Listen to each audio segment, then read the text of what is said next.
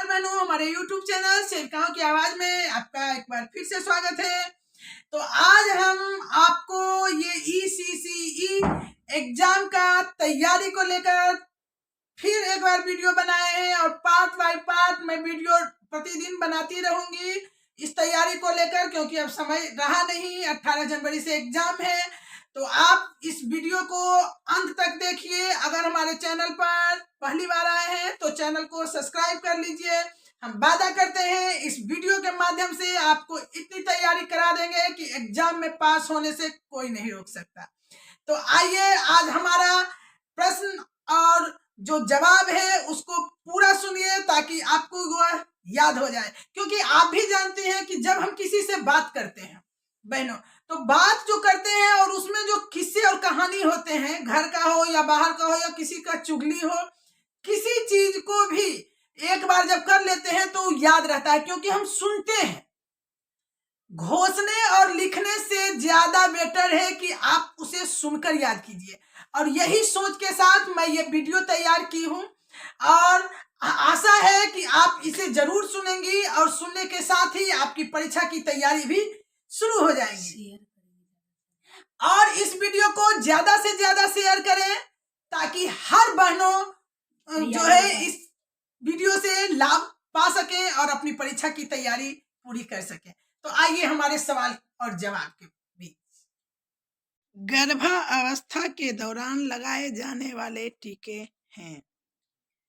ध्यान दीजिएगा, क्वेश्चन का मैं सिर्फ आंसर ही बताऊंगी, क्योंकि अगर सारे ऑप्शन बोलने लगी तो आपके दिमाग में चला जाएगा। हमको पढ़ाना नहीं है, हमको याद करवाना है। तो याद करवाने के लिए सिर्फ एक ही ऑप्शन इसलिए बोलूंगी ताकि आपके दिमाग में सेट हो जाए कि यही है।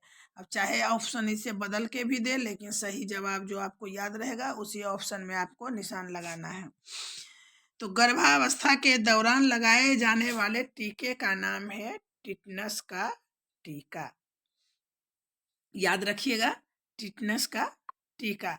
गर्भावस्था में आपात स्थिति होती है। गर्भावस्था में आपात स्थिति माना जाता है भ्रूण संरक्षण में कमी होना, जो कि अल्ट्रासाउंड के माध्यम से हमें पता चलता है। तीसरा है, हल्का श्रम करने वाली गर्भवती स्त्री की दैनिक कैलोरी की आवश्यकता होती है। याद रखिएगा कि हम लोग को 1900 कैलोरी की, सामान्य महिलाओं को 1900 कैलोरी की आवश्यकता होती है, जबकि गर्भवती महिला जो कि हल्का श्रम करती है उसको प्लस 300 कैलोरी यानी 2200 कैलोरी की आवश्यकता होगी। तो इसका सही जवाब है 2200 कैलोरी। ICMR के अनुसार गर्भावस्था में प्रतिदिन अतिरिक्त कैल्शियम की आवश्यकता होती है 500 से 600 मिलीग्राम तक। 500 से 600 मिलीग्राम तक। अगला प्रश्न है, आयोडीन की कमी से होती है। ये बहुत ही नॉर्मल प्रश्न है जो सभी जानते हैं। आयोडीन की कमी से घेघा रोग होता है।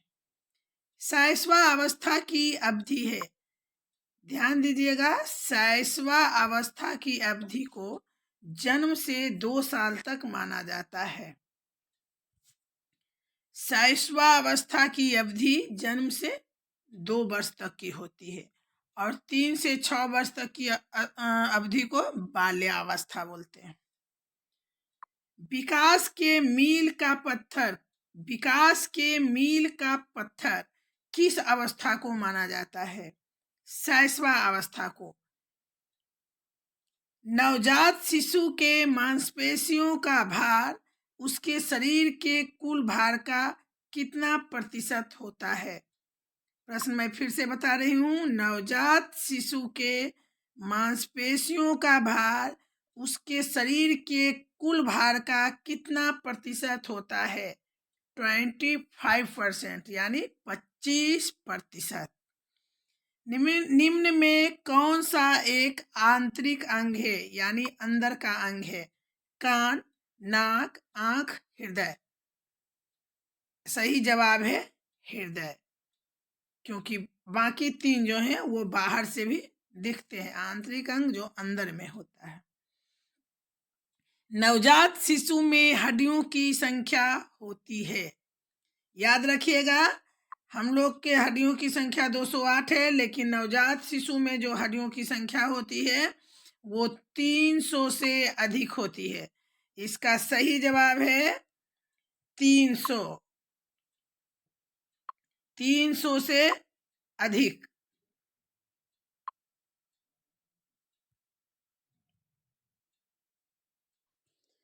संज्ञान का अर्थ होता है, संज्ञान का अर्थ होता है समझना, किसी चीज को जानना। शैशवा अवस्था में शिशु के मुख से निकले दांत को कहते हैं दूध के दांत। ये दांत अस्थायी नहीं होते। जब शैशवावस्था यानी 2 साल के अंदर जो बच्चे को जन्म लेता है दांत, उसे हम दूध का दांत कहते हैं। अस्थियों का निर्माण होता है, अस्थियों का निर्माण कैल्शियम से होता है, याद रखिएगा। त्वचा का यानी स्किन का निर्माण प्रोटीन से होता है। होमोफीलिया एक रोग है, होमोफीलिया एक आनुवांशिक रोग है। होमोफीलिया एक आनुवांशिक रोग है। गर्भवती महिलाओं के लिए कितने घंटे की नींद आवश्यक है? याद रखिएगा 6 से 8 घंटे। सही समय है 6 से 8 घंटे। शराब के सेवन से क्षय होता है, शराब के सेवन से ऑक्सीजन का क्षय होता है। अगला प्रश्न, तंबाकू में मौजूद प्लेसेंटा के विकास को अवरुद्ध कर देते हैं। याद रखिएगा कि तंबाकू में निकोटीन पाया जाता है जो कि प्लेसेंटा के विकास को अवरुद्ध कर देता है। अगला प्रश्न, HBI शरीर के किस तंत्र पर हमला करता है? HBI एड्स रोग है जो कि रोग प्रतिरोधक प्रणाली को प्रभावित करता है, उसी पर हमला करता है। HBI शरीर के किस तंत्र पर हमला करता है? रोग प्रतिरोधक प्रणाली पर। अगला प्रश्न, आयनाइजिंग विकिरण के प्रभाव से क्षतिग्रस्त हो जाता है। याद रखिएगा, आयनाइजिंग विकिरण के प्रभाव से डीएनए प्रभावित होता है। तो इसका सही जवाब है डीएनए। अगला प्रश्न, जो रोग एक पीढ़ी से दूसरी पीढ़ी में स्थानांतरित होते हैं कहलाते हैं। जब कोई भी चीज एक पीढ़ी से दूसरी पीढ़ी में जाता है तो उस बात को हम आनुवांशिक बोलते हैं। तो अगर रोग एक दूसरे पीढ़ी में स्थानांतरित हो रहे हैं तो उसे हम आनुवांशिक रोग कहेंगे। तो जो रोग एक पीढ़ी से दूसरे पीढ़ी में स्थानांतरित होते हैं आनुवांशिक रोग कहलाते हैं। तो इस तरह से आज मैंने आप लोगों को 20 क्वेश्चन दिया है, बताई हूँ।